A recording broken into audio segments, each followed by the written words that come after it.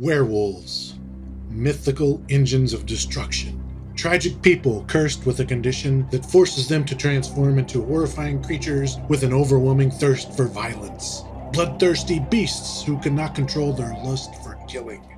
Werewolves in entertainment media are a mixed bag. There are some truly great werewolf stories in books, where they have been a staple of supernatural fiction for ages. Did you know that George R.R. Martin, the author of Game of Thrones, once wrote a werewolf story? Well, he did. It's called Skin Trade, and it was awesome. Video games treat them okay enough, I guess. While usually not as cool as their counterparts from books and stories, video games have treated Werebeasts fairly well. But movies, well, movies have not treated the werewolf very well at all. While there are a lot of werewolf movies out there are only a tiny handful of werewolf movies that I consider to be a good treatment. So, although werewolves often play second fiddle to vampires and zombies, they have always been my favorite of the classic monsters. I love the idea of their power, their speed, and their brutal ferocity. When I first found out that werewolves are going to be a thing in Skyrim, I was over the moon. No pun intended. Then, when I finally got the game, became a werewolf, and played as one, well, I was highly disappointed. Vampires were treated much better in Skyrim than werewolves. Vanilla Skyrim werewolves are underpowered from mid to late game. Their survivability is just not there, and they lack any good healing ability. And players cannot loot anything while in werewolf form, forcing a transformation back to human or just leaving loot behind. So what can we do about that? Well, let's look at some mods.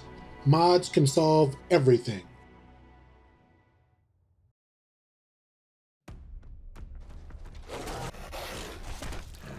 The first mod we're covering is an Oldrim mod called Werewolf Mastery. It is a lightweight and highly customizable werewolf overhaul. Through a craftable ring and a new power, you can customize your werewolf experience to be the way you want it. Once you become a werewolf, you'll gain the ability to craft a customization ring, and wearing that ring will give you a new customization power. Taking off the ring will remove the power so as not to clutter up your powers tab.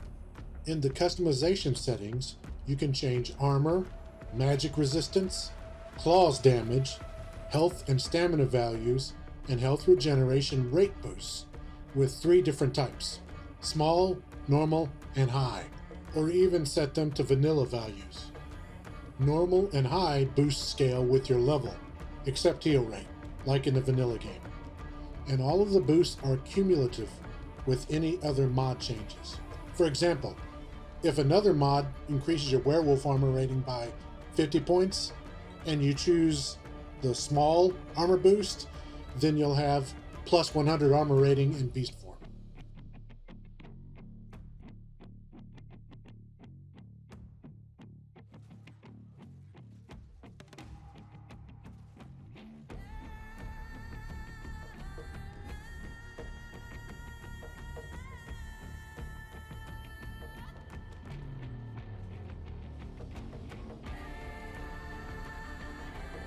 There are also individual settings for your beast and human forms for even more fine-tuning.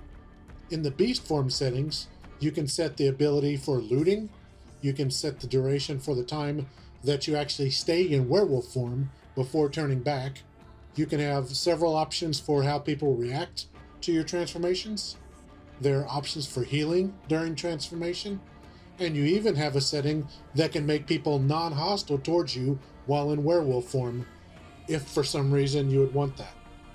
In the human form settings, you can set the cooldown times for transformations, the level of your weakness to silver, whether or not regular wolves consider you a friend or not, and whether you keep well-rested bonuses. While in beast form, you can press your sheath weapon button to give you even more options, like switching back to human form at any time, toggling on or off night vision, or switching up your howl types. The mod also gives you a new werewolf perk tree, with lots of options for making your werewolf experience even better. About the only thing the mod doesn't have is an auto change to werewolf on a full moon or at night. But I'd gladly give that up for the mod being so incredibly lightweight and allowing you all the options that it allows.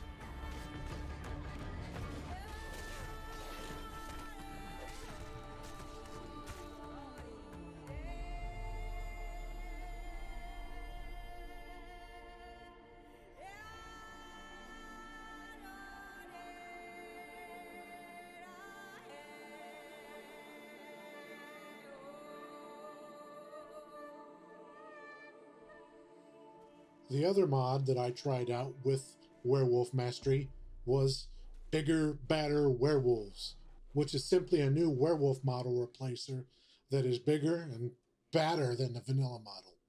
It is an Oldrim mod, but in my testing, it ran fine in Special Edition without a conversion.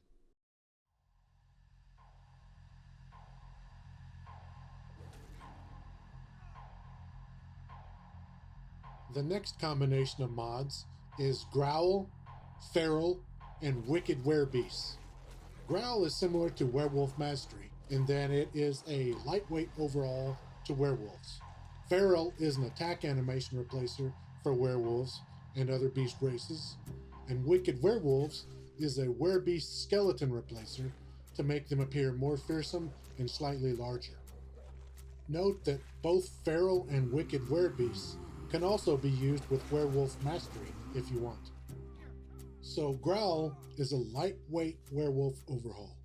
It's not as customizable as Werewolf Mastery, but it does offer the option of forced transformations at night. It also allows the option for transforming into a werebear instead of a werewolf. Some of the general changes it makes are an immunity to disease, a weakness to fire and silver, and the mod gives unique beast bonuses to your character based on race.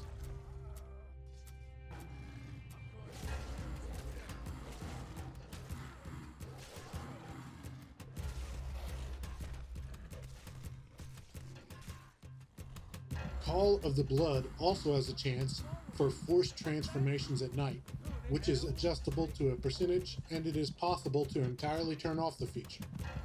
The forced transformation does warn you 15 seconds before you change, giving you time to get clear of populated areas. Also, you are more likely to transform at night if the moons are full and less likely if they are dark. The mod changes the werewolf transformation from a once a day power to a short cooldown, so now you can transform several times a day. While in beast form, these are the new stats you get.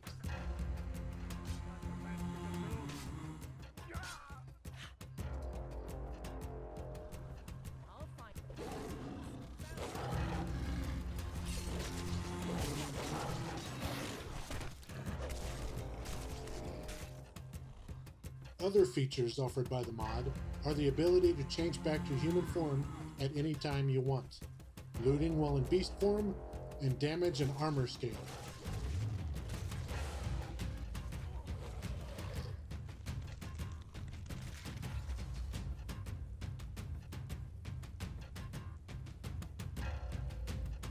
And, like with Werewolf Mastery, there is an entirely new perk tree for the werewolf.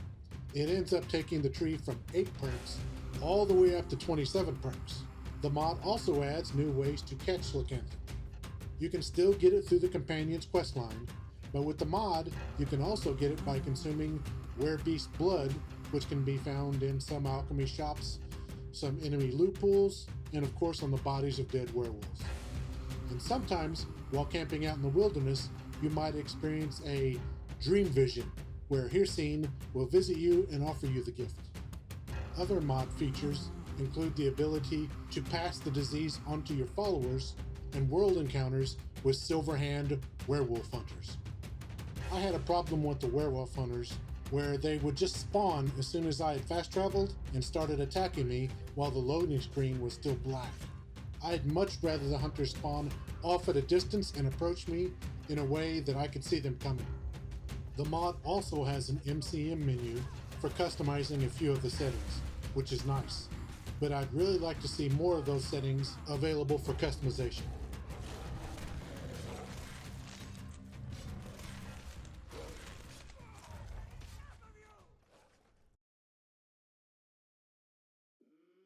Now we have reached the end of yet another episode. I hope you've enjoyed and are convinced to try one of the new werewolf mods for yourselves. See you all in the next episode. Strong like a tree, there's roots where I stand. Oh, I've been running from the law. Hope they won't shoot me down soon.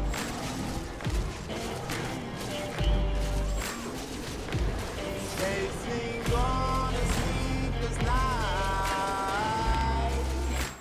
Try to catch me howling at the moon.